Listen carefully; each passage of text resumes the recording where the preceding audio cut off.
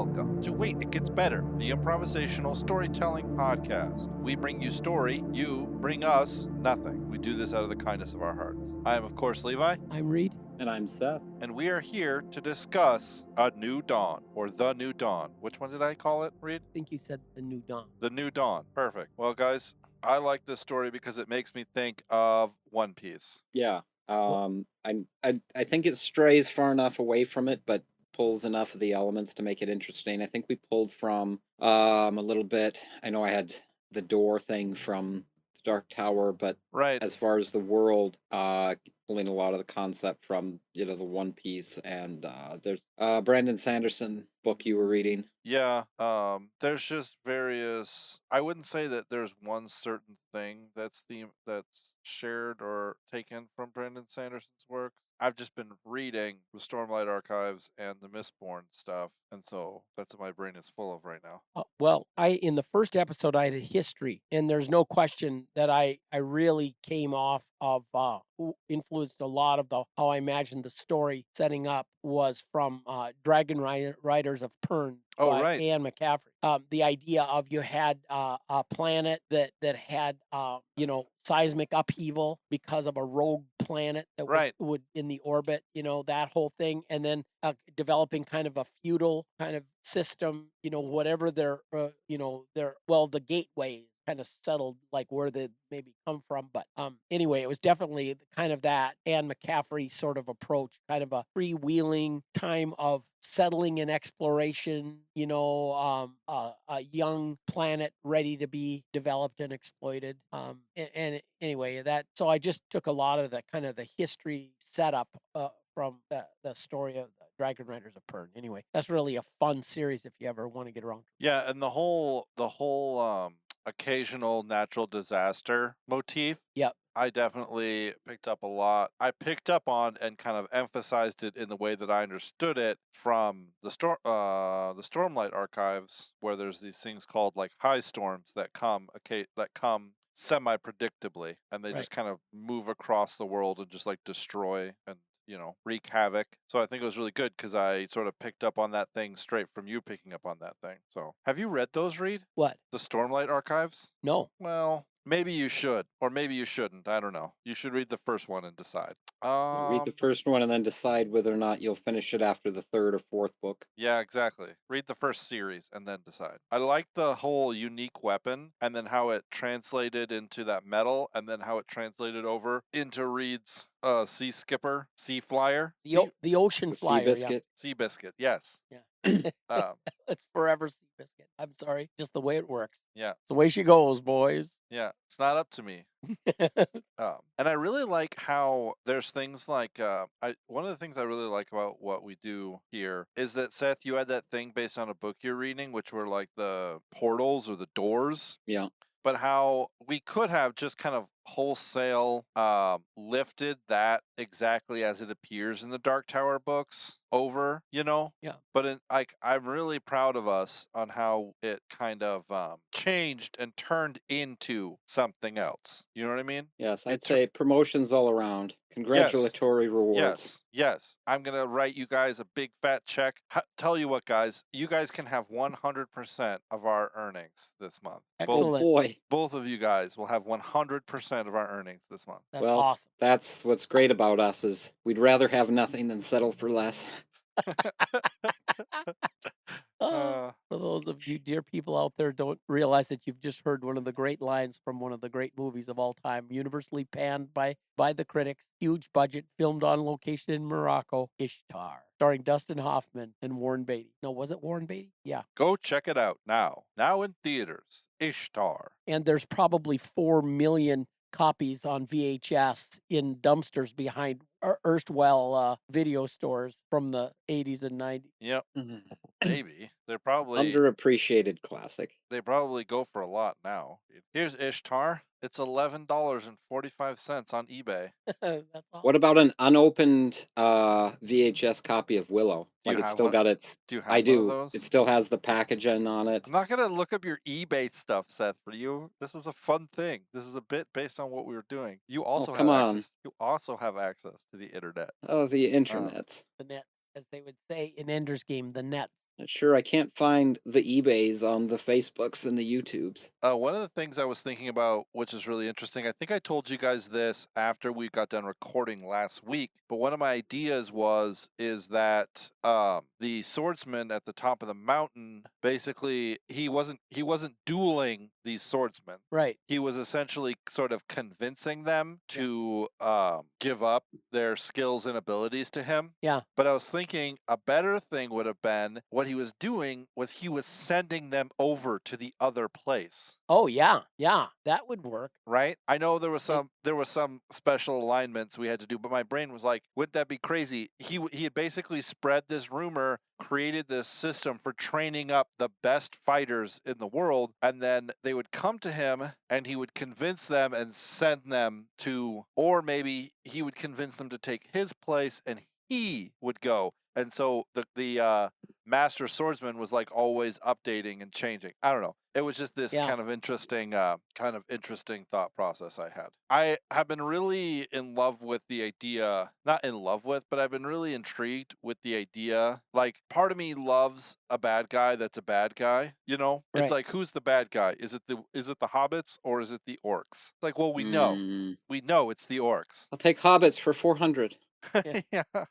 You won that car. And I get that. And I'm not trying to say I don't like the stories that have a bad guy who is kind of like morally gray and you kind of like him and he, you know, whatever. You know, I think clear lines are important. But I also think that miscommunication is an interesting story element. It's an element of a story that's interesting. Right. You know, remember we had a story where there were the villain and the hero were brothers, right? And this was years ago. And they were like on two different armies and they were fighting each other. But then by the end of the story, the hero and the villain had switched. No, I remember that. It was the hero's sidekick and the villain's sidekick. And was that it? Yeah, they had grown up as best friends. But now they were like the sidekick of their arch enemies. And they both secretly made the decision to sell out because of their loyalty to their friend. They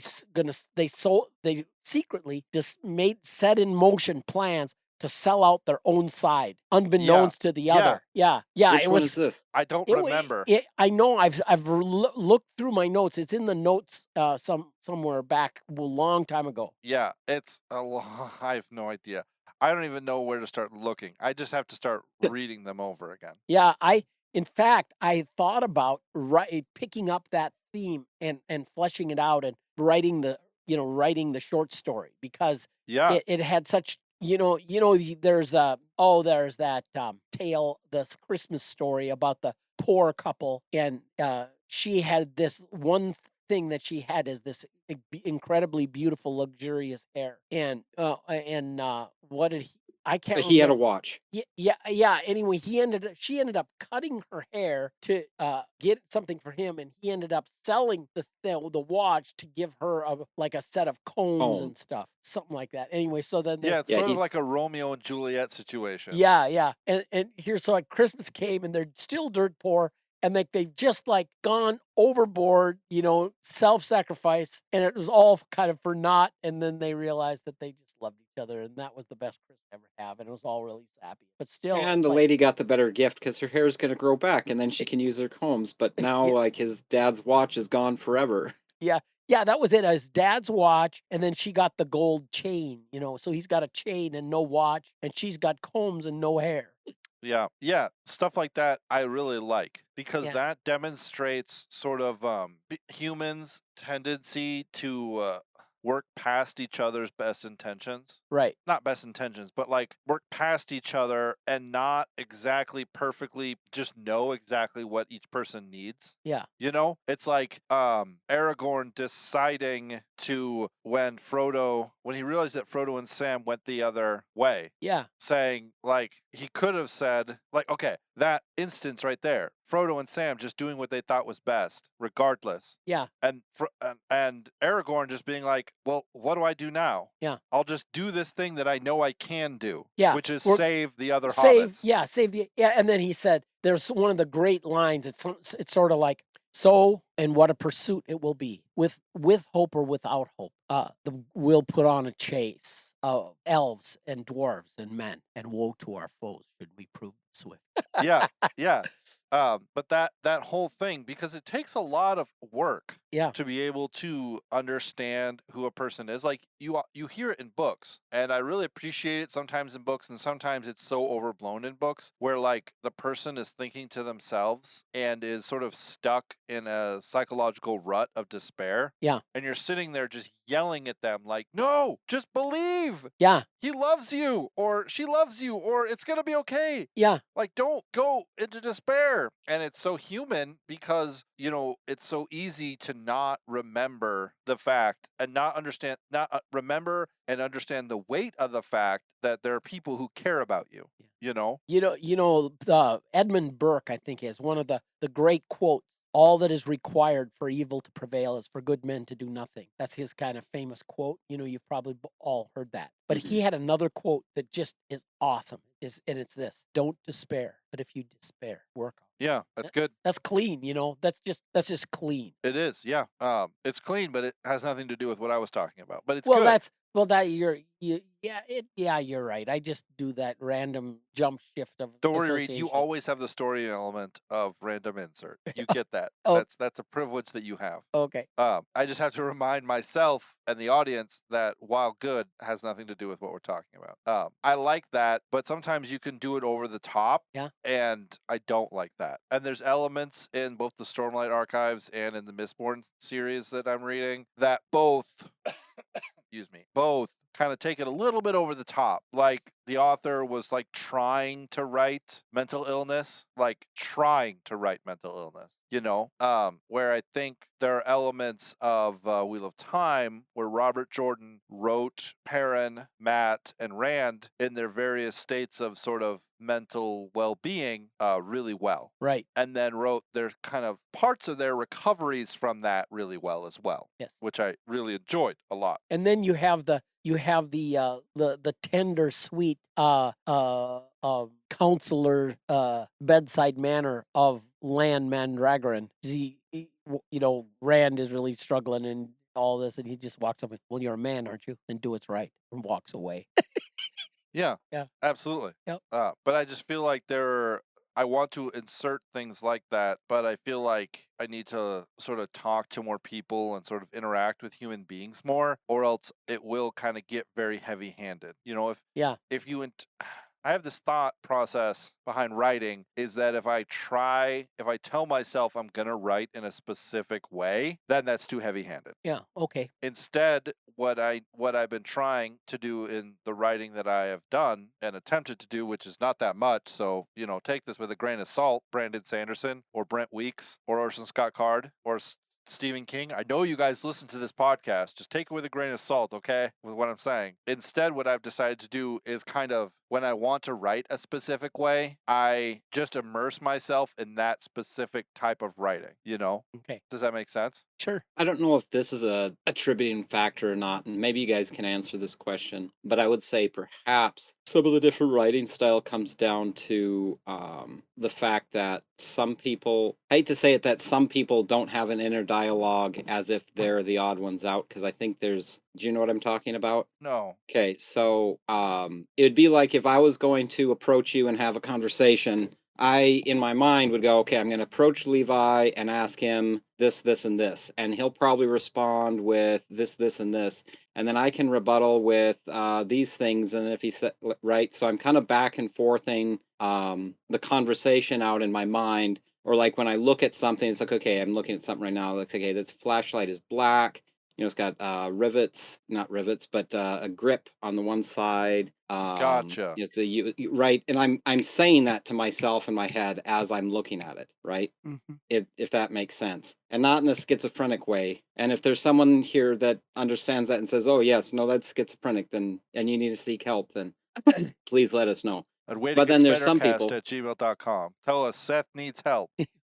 Right. And then there's some people that they don't have an inner dialogue. Right. One person I won't name that this came up with, I was talking, I brought the same topic up with someone else, and they're like, "Yeah, of course. Like, why would someone not have an inner dialogue?" Right. And the third person in the room was like, "What are you guys talking about?" And it's like, like what I just explained. He's like, "No, I just see pictures. It's just an image, right?" And so in a writing style, if someone's trying to express like a inner dialogue, they can write and express an inner dialogue. But if someone is only seeing images as the way that they comprehend something, right, without that dialogue, then it would come out in their work that it would just be a clear, let's say, image of something they were trying to explain and couldn't understand, like a fight inside of their, let's say, their own brain with, what's happening, what's going on, or a struggle, or does that make sense? Yeah, I was just thinking about that as you were talking. How would you write? Because if you're trying to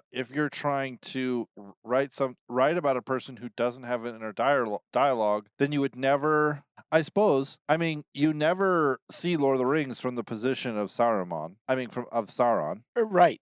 For all intents and purposes, Sauron doesn't have an inner dialogue, Yeah. But I wonder about that. Makes me think of Isaac, you know Isaac, was talking about rewriting the Wheel of Time series, but not rewriting it, just editing it, so you'd get the whole books from just one character's perspective. You cut out every other thing. Oh, so and you just have Rand's perspective. So it's just Rand doing the Wheel of Time. And filling in like, oh, I just heard that Perrin was off somewhere doing this. But he wouldn't write it. Yeah. He would literally just write their representation. Yeah. Which I think would be really interesting. It's kind of like what you're talking about, Seth, a little bit, kind of tangentially connected. But I'm halfway torn between the sort of newer fantasy where everyone has feelings and emotions, and the sort of older fantasy where people just are the way they are. There doesn't need to be special explanations. You don't need to know the backstory of everyone. It doesn't matter. He's just the evil king. Yeah. So yeah. Anything else from this story that stuck out to you guys that you liked? I like the whole cartographer sharing information, selling, brokering the experience of maps and stuff, and it makes me kind of sad that we did do more with that. Yeah. Well, maybe he's in the group that gets sent over to the other place. Oh, for sure he is. They need somebody there to map it out. I think that the Seabiscuit would be in that group too. Why not? Of course. Hoisting the Seabiscuit up to the top of the mountain. Yeah. No, I'm just being silly. Well, snow is water, so it could just come out onto like a snowy bank and then keep sailing. Yep. With the I know about boats. That makes total sense. Yeah. And like one of the elements of what I was thinking about on Dragonriders of Pern, the head bard guy got blown off course, and they ended up like ditching on a beach on the southern continent. Right. And he got brain fever, and you couldn't. One of the things about going between with the dragons, they would blink and just transport themselves, but with that brain fever, your head would explode. You couldn't, so he had to just stay there for his recovery, and he discovered. It's so simple. Yeah, if you have brain fever and your dragon wants to teleport, then your head will explode. I know, right? But anyway, there was a fruit there, a red fruit that they, wasn't known on the northern thing. So, guys hanging out on a beach with time on his hands, and what does he do? Of course, he harvests a whole bunch of this red fruit and ferments the juice, right? And he gets this really potent concoction. He's got himself set up with a still, and he is, so when people come to visit, it's party. They anyway, that was one element of that story, just kind of a complete sidelight, which I thought was just really fun. Yeah, I'm kind of surprised I didn't think Dragonriders of Pern at all when you were talking about the storms and stuff. My brain, I think because I had just been reading the Stormlight Archives, my brain was like, I don't think you mentioned it at all. I don't think you said I got this idea from Dragonriders. I think, anyways. Yeah, I don't remember that I did either. So. It's always a shocking thing to me how much our imaginations are kind of a conglomerate of a bunch of other things. Yes, and especially, when older, I realized that if like I reread an old story and I realize how much that story had become a part of the way I just look at other works of fiction. Right. Yeah. Right. And you've like opened my mind up like with the Dune series. I read the Dune series years ago. Well, actually I didn't read the Dune series. I read the first 4. Yeah, it's worth going through again, in my opinion. Yeah, but it's so it's so interesting, the difference between fantasy and science fiction, like actually coming up with a mechanism to how do we have like a galaxy wide civilization. You got to have faster than light speed. You can't otherwise it's just you don't have interaction with distant solar system, right? Absolutely. And so that whole thing with the spice and the prescient the prescient properties of spice addiction, so that you can kind of see your way through. Obviously when you're traveling faster than light, you can't see stuff before. It's like driving on a lonely dark highway in northern Minnesota, at night. The deer are in your headlights before you have a chance to you don't have you're overdriving your headlights so much that you have no chance if they just decide to run out in front of you. Yeah. No, I hear what you're saying. But just, toke up with a little Melange. spice, and then you'd be able to see Mambi, in your your second sight or whatever you call it. Your prescient seriously, vision. Yes. Thanks for spoiling the story for Seth, though. Oh. I guess the book's been out since the 60s, so I guess maybe Seth can just deal with it. But I had a bunch of the later books in the series, and I think I just picked up the first one. I think all the other ones that I had were ones that his son had done. yeah, those are not as good. Still okay, but not as good. Yeah. I think that we are gonna, unless any of you guys have any other cool ideas, can we put a close on the New Dawn? Yeah, it was a I fun think so. story. Thanks, guys. Thank you, ladies and gentlemen, for joining us for this episode of Wait It Gets Better, the recap. If you have any questions about this episode or this series or our series in general or us in general, feel free to reach out. Our email address is waititgetsbettercast@gmail.com. If you would like to message us on Twitter, it's @getsbettercast. We'd love to hear from you and talk to you. And until next week, just wait around, because it gets better.